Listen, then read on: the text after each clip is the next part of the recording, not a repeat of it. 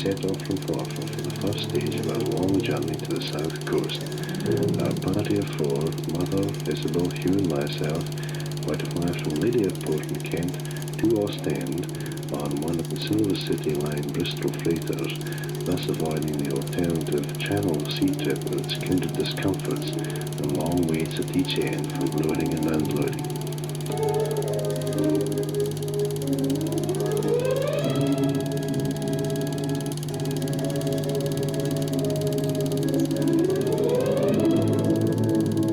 We arrived at the terminal in good time for the flight on the 11th of July, having spent the previous night in a nearby hotel.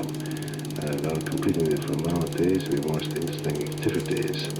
We saw the car being loaded, and soon we were snapping on our safety belts in the commodious passenger section placed after the car compartment.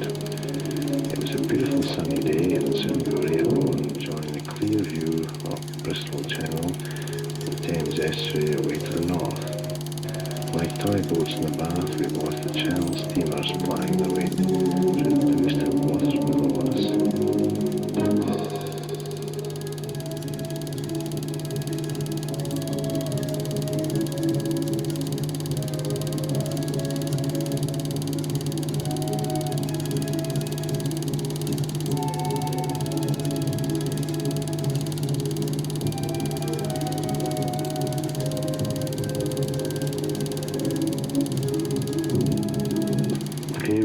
Belgium already, and only 35 minutes ago we were in the south of England.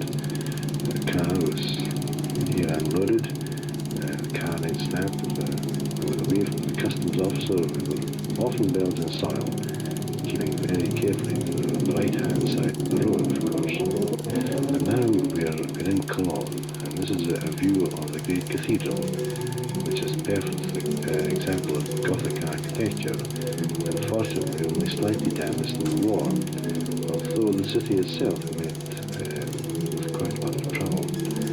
Next morning we went off early, and we chose a nice spot for a quiet lunch. Mother had bought a good deal of provisions, so we always did pretty well. Hugh and I usually did a few fancy meals after a meal. Now we're coming into Germany.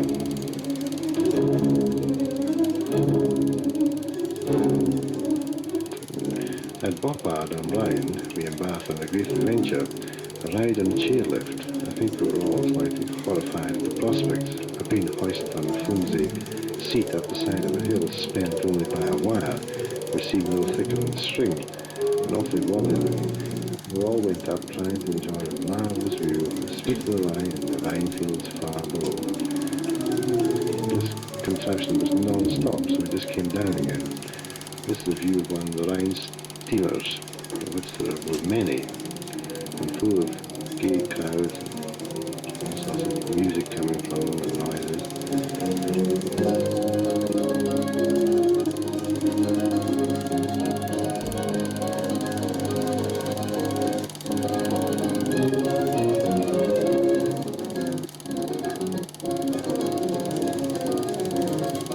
Now we're in Heidelberg on the River Neckar, and this is a view from the Schloss over this very ancient city. It's a wonderful place. This was before the residence of the Palatine electors, and the views over the old town were really delightful. And the annual festivals are held to commemorate the music of Mozart.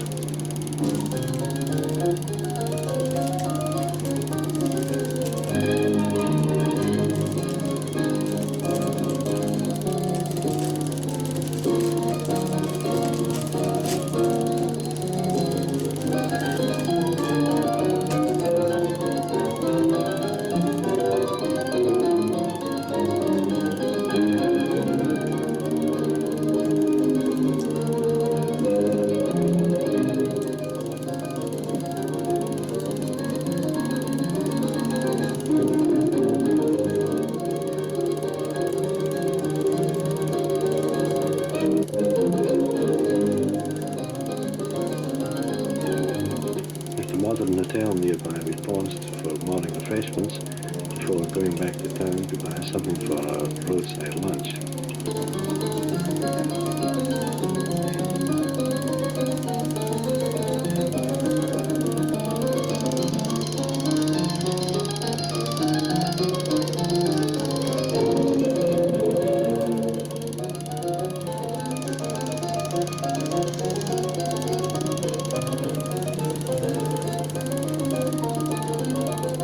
Once out of the city, we find a shaded spot clear of speeding traffic on the autobahn, and once again Isabel and Mother provide an ideal repast.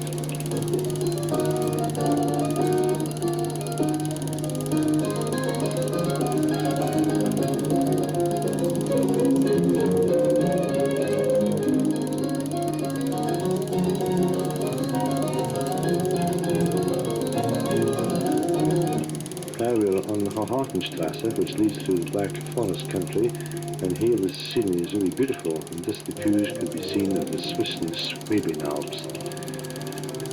We can't resist the halt at one of the souvenir shops. This Black Forest road winds a beautiful way with many curves and undulations through the fairy tree forest, and soon through the trees we see a beautiful lake of which this area abounds.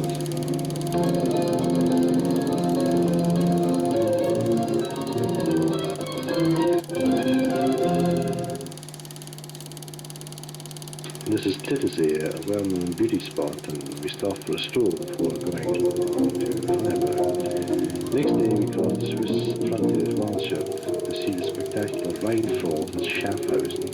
This is the biggest waterfall in Europe, and a tremendous volume of water is hurled down, throwing up a tremendous spray.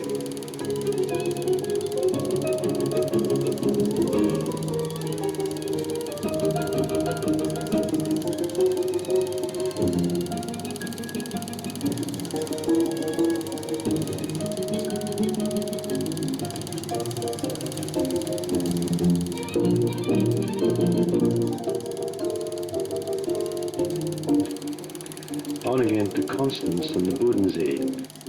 This is a very beautiful resort, very popular. We stop at the magnificent Instel Hotel to enjoy the view from the hotel esplanade and to eat ice cream at very ridiculous prices.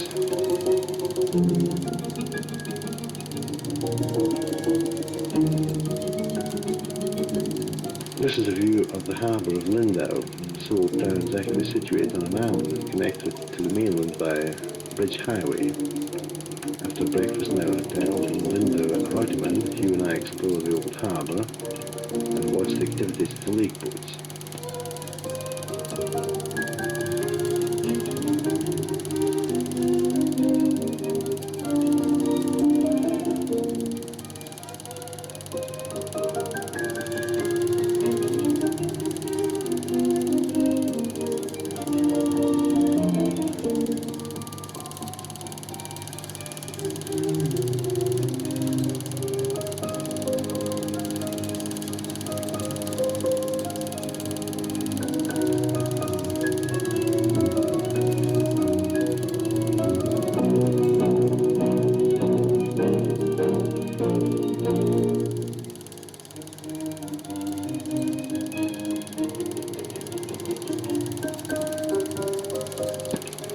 We are deep in Bavaria now, and on the famous high road through the valleys and forests so loved by this mad King Ludwig.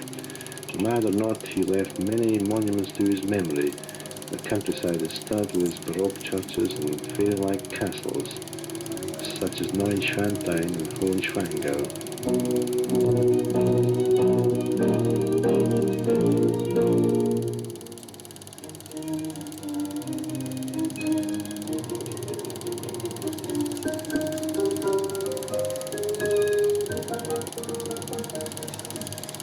This is at Oberstdorf, where we made a short stop, which we have done through some picturesque villages and many of the townsfolk in the course of the district.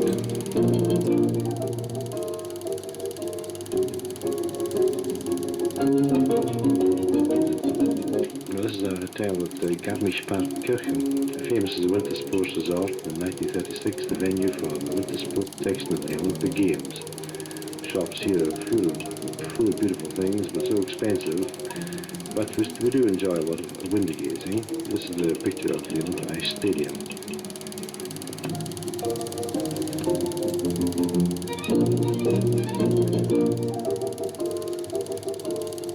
Spurred on by our experience at Bonn and chairlift, we decided to embark on a mountain car ride. This looks a bit safer than the chairlift, but nonetheless exciting, and the panorama which unfolds under us is breathtaking. This cable car takes us up to the local mountain, the Kreutzer, and in winter time this is a base for skiing parties in the district. High up over Garmisch, we mix with the crowds, drink in the view and eat chocolate.